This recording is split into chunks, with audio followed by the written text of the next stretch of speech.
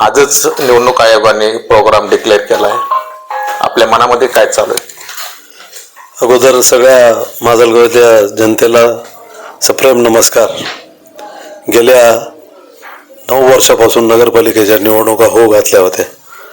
सगळे लोक प्रतीक्षेत होते की नगरपालिकेची निवडणूक केव्हा लागेल, कारण या माजलगावमध्ये गेल्या 4 वर्षापासून 5 वर्षापासून नगरपालिकेचा गोंधळ चालू आहे.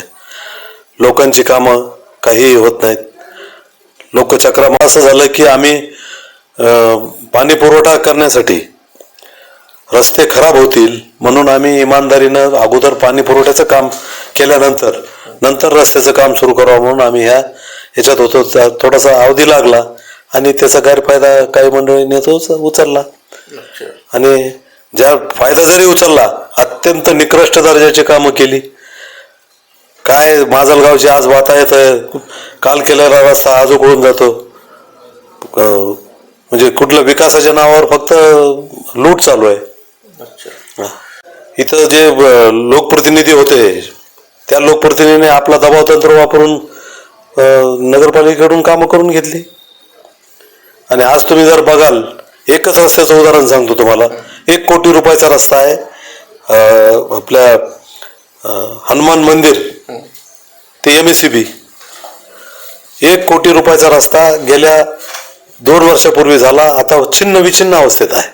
2 वर्षात त्याच्या समोर आम्ही काम केलं नगरपालिकेचे. त्या ह्याच्यातून जुन्या नगरपालिके पुढचा फक्त 40 लाखाचा रस्ता आहे आणि 10 वर्ष झाली आज बी रस्ता जसाच तसा आहे.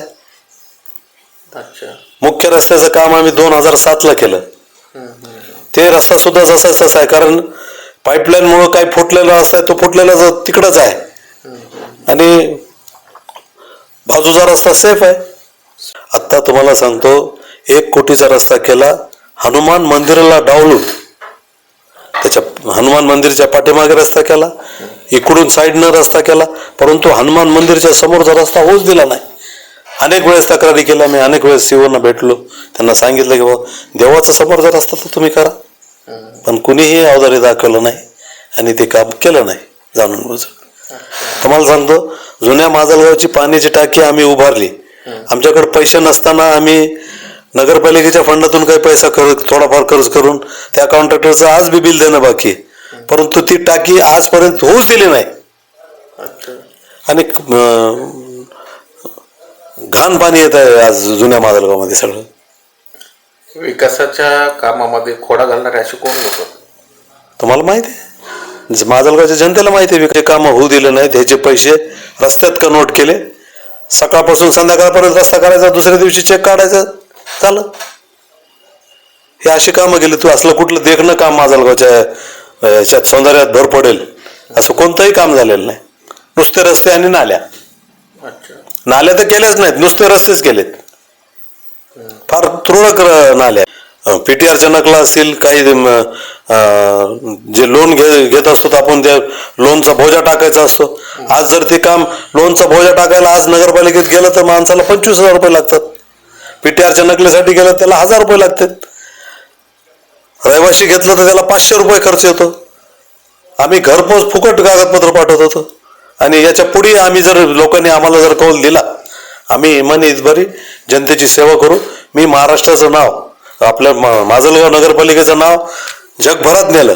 जगात आपल्या ह्याच्या संपूर्ण भारतभर 17वा नंबर नगरपालिकेचा आला आपल्या स्वच्छते बाबतीत आणि महाराष्ट्रात 7वा नंबर आला.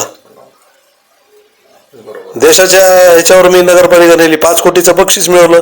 स्वच्छतेच्या खात्यामध्ये कधी 5 कोटी आज तव्यात पडले नव्हते. आम्ही इमानी इतबारी काम केलंय आणि कुठलंही देखणं काम असं. नगरपालिकेची बिल्डिंग मी उभी केली होती, काही लोकांनी त्याला कलर दिला आणि करके दिखाया म्हणून त्या आज तव्यात ते चालू आहे, करून दाखवलं. फक्त कलर दिला नगर फायदा आहे. आता ज्या लोकांना नगरपालिकेच्या बाबतीत त्यांची घरच 4-4 किलोमीटर 3-3 किलोमीटर शहरापासून दूर आहेत, सर्वसामान्याला जर कामाच्या संदर्भात त्यांच्याकडे जायचं असेल तर अगोदर खिशात 100-200 रुपये पाहिजे.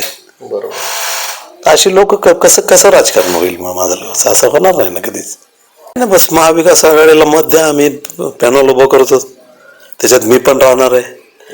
आणि ही शेवट म्हणजे याच्या पुढं मी नगरपालिकेचं राजकारण राहणार नाही, हे एवढीच एक निवडणूक लढविणार. त्याचं कारण असं आहे की मला बदनाम करण्याचा खूप घाट घातलेला होता, म्हणून लोकांसमोर जाऊन बघू काय. लोक निवडून दिलं तर सपशेल ज्यांनी कोणी मला फसवण्याचा प्रयत्न केला होता त्यांना कळलं की काय माजलगाव, काय माजलगाव कशाला म्हणतात ते.